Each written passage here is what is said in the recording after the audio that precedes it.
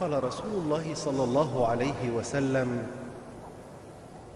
تكون النبوة فيكم ما شاء الله أن تكون، ثم يرفعها إذا شاء أن يرفعها، ثم تكون خلافة على منهاج النبوة، فتكون ما شاء الله أن تكون، ثم يرفعها إذا شاء الله أن يرفعها، ثم تكون ملكا عاضا، فيكون ما شاء الله أن يكون، ثم يرفعها إذا شاء أن يرفعها، ثم تكون ملكا جبرية، فتكون ما شاء الله أن تكون،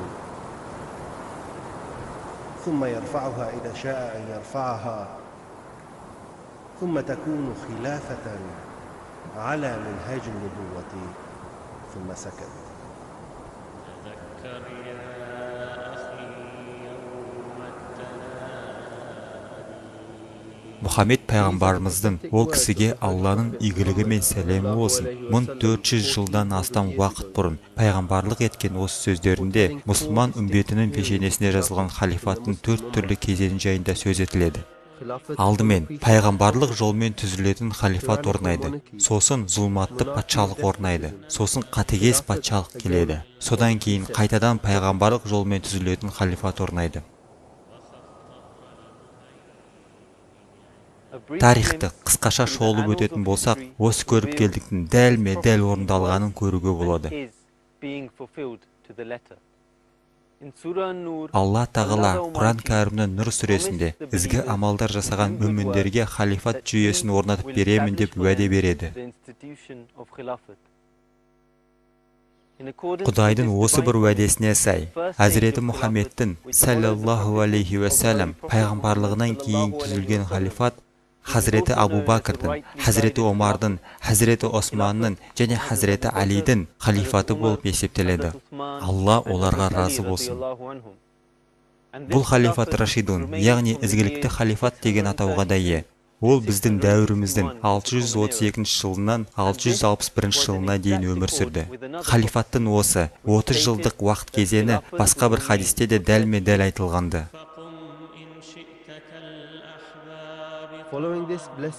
Осы ізгілікті халифат уақытынан кейін ардақты пайғамбарымыз саллаллаху алейхи уәссәләм мүлдем басқа халифаттың түрі орнайды деп айтқан. Ол оны мүлкан адан деп атады. Араб тілінде әл-адду тістесіп жұлысу немесе кескілесу дегенді білдіреді. Яғни бұл сондай зұлым патшалықтың кезеңі болмақ. Билік етуге үміткерлер бір-бірінің алқындарына тіспен жармасқандай жылысып, кескілеседі дегенді меңзейді. Мұндай халифаттың кезеңі біздің дәуіріміздің 661 жылынан бастап 1516 жылына дейінгі уақыт аралығын қамтиды. Негізі, күллі мұсылман үмметін бір ғана халиф басқару керек деген пікір әуелден қалыптасқан. Сонымен қатар имам немесе басшы Құрайш руынан шығады деген риуаят та бар. Сондықтан осы 885 жылдық уақыт аралығында Құрайш руынан шыққан басшылар билік еткен. Оларға омияттарды, аббасидтерді және фатимид әулеттерін жатқызуға болады. Билік етуін 661 жылы бастаған омияттар өз халифатын құру үшін адамдарды қатыгездікпен өлтіруді үлкен ауқымда құрал еткені тарихтан мәлім. Бұны ардақты пайғамбарымыздың немересі Хазіреті Имам Хусейннің радиаллаху анху Кербалада шейіт болған қайғылы оқиғасынан көруге болады. Хазіреті Хусейнмен бірге оның 70-ге жуық туысы омияттық халифа Язидтің әмірімен қырып салынған еді. Хазіреті Али радиаллаху анху хижраның 40-шы жылы шейіт болып қаза тапты. Одан кейін билікке әмір Муавия келді. Хазіреті Имам Хасан радиаллаху анху мұсылман үмбетін басқарудан бас тартқан кезде мұсылмандар ортақ шешімге келіп, кімді бас имам еткісі келетінін өздері таңдасын деп шарт қойған болатын. Алайда бұл шарт орындалмады.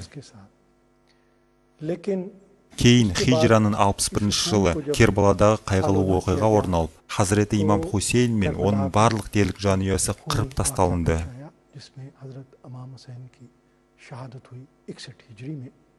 Осылайша ардақты пайғамбарымыз саллаллаху алейхи уассалам айтып кеткендей, билік ету үшін бір-бірімен тістесу, бас кесісу орын алып жатты. Соның салдарынан мұсылман үмбеті шиғалық және сүнниттік бағытқа бөлініп кетті. Кейіннен омияттықтар өз іштерінде месриттік және йемендік араб фракцияларына бөлінді. Араларындағы ұрыс-керіс оларды одан әрі ыдырата түсті. Міне осындай нәрселер зұлым патшалық дәуірінде болып жатты. Омияттықтар билік еткен дәуірде билік басында бола тұра жұма намазын өткізуге құлықты үш-ақ қана басшы болған. Олар Әмір Муавия, Абдул-Малик бин Марван және Хазіреті Омар бин Абдул-Азиз.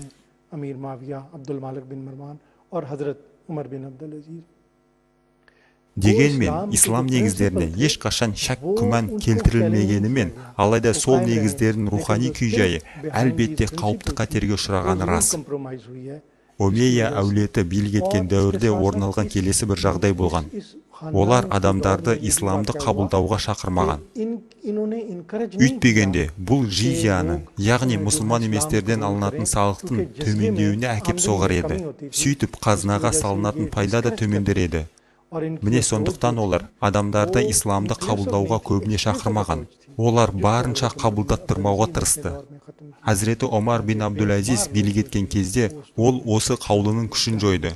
Соның салдарынан оның билік еткен дәуірінде адамдар исламға көптеп кіре бастады. Сонау Испаниядан бастап Синд өлкесіне дейін. Нәтижесінде бұл патшалық бұрын соңды болмаған зор аумаққа иелік етіп, үлкен күшке айналды. Омияттықтардың билігі 661 жылдан 749 жылға дейін созылды. Алайда халифаттың бұл кезені билікке бақталасқандар бір-бірінің бастарын кесіскен қатыгез заман болған. Сонымен 749 жылы Омейя халифатын жойған Бану Аббастың халифаты болды.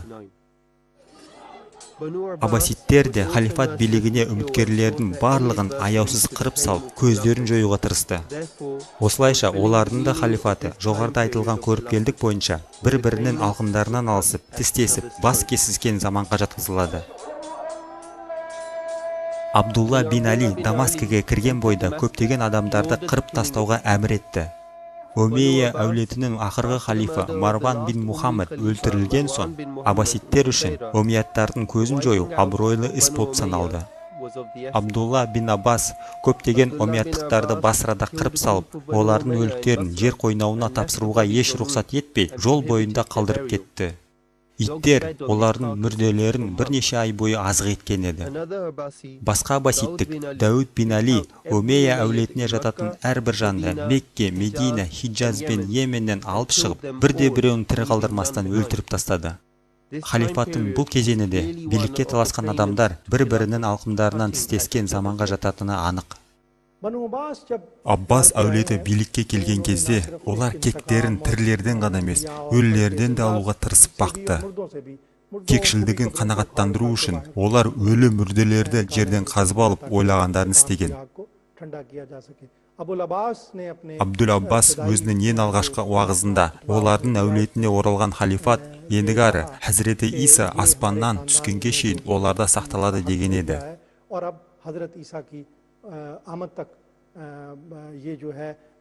Дегенмен, осы әулеттердің билік құрған заманында көптеген ізгілікті, білімді адамдардың өмір сүргендігін көреміз. Солардың бірі имам Абу Ханифа, рахматуллахи алейхи. Ол кісі түрмеге қамалып, жан түршігерлік азапқа тартылған болатын. Сонымен қатар имам Малик пен Ахмад бин Ханбал да, Алла оларды рахметсін, дүре соққының астына алынған. Бірде олар намаз оқып тұрғанда, біреу олардың намазы қабыл болмайды деді.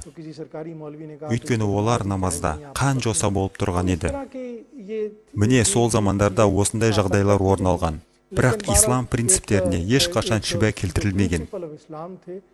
Және ізгілікті де тақуа жандар өз қызметтерін атқаруын жалғастыра берді. Аббасидтер Бағдадта 749 жылдан 1258 жылға дейін. Содан кейін Мысырда 1261 жылдан 1516 жылға дейін билік етті. Тарихта ізін қалдырған тағы бір жайт орын ала бастады. Олар арабтарды биліктен аластатуға тырысты. Және халифа Әл-Мутасим билерден кейін түркілерге көбірек көңіл бөлінді. Нәтижесінде араб көсемдері өз ықпалдарынан айырылып, ұмытыла бастады.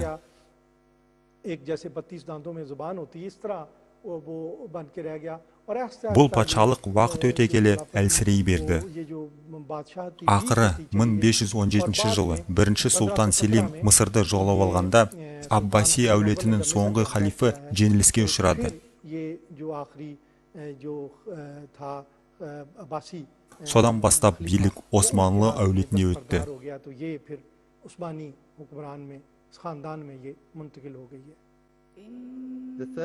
Халифаттың үшінші кезеңін ардақты пайғамбарымыз, ол кісіге Алланың игілігі мен сәлемі болсын, Мулкан Джабрия деп атады.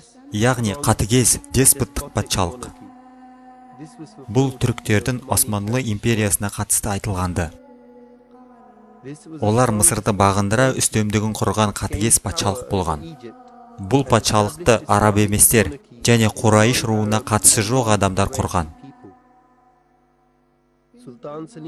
Османлы сұлтаны Селим хан парсылықтарды, Мысырды, Иракты және бүкіл Арабияны жаулап алды. Жаңадан құрылған қатыгез деспоттық патшалық 1516 жылы Мысыр жерінде Аббаси халифатының көзін құртты. Халиф титулы дәл осы Аббаси халифатынан Османлы сұлтандарына өтті.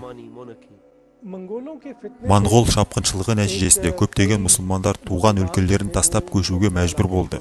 Солардың ішінде Османлы әулеті де болған.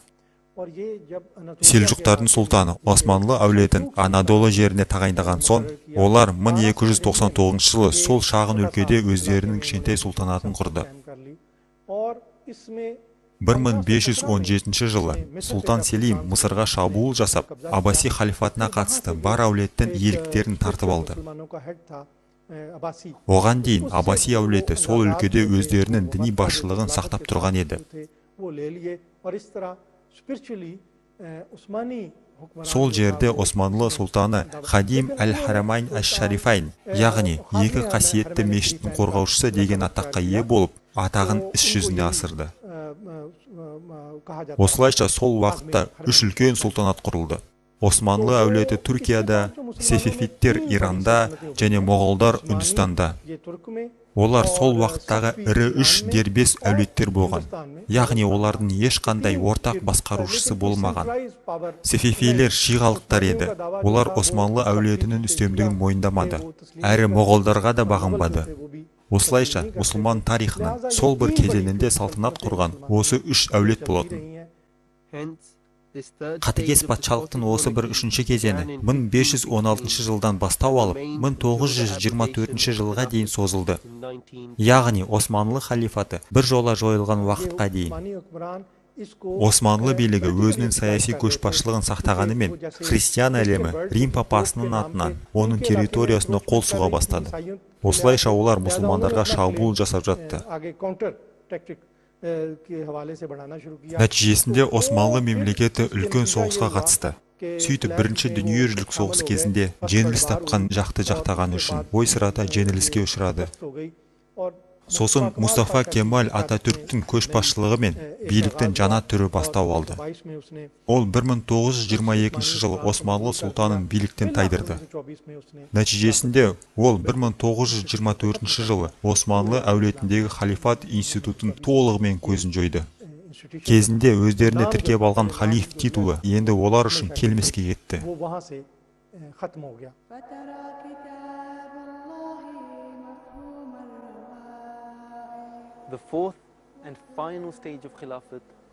Енді қияметке дейін жалғасатын халифаттың төртінші және соңғы кезеңі қайтадан пайғамбарлық жолмен түзілген халифат деп аталады. 1908 жылы уәделенген Мәсіх алейхиссалам қайтыс болғанда осы халифаттың уақыты келген еді. Сол уақыттан Османлы халифаты әлсірей бастап, ақыры жоқ болды.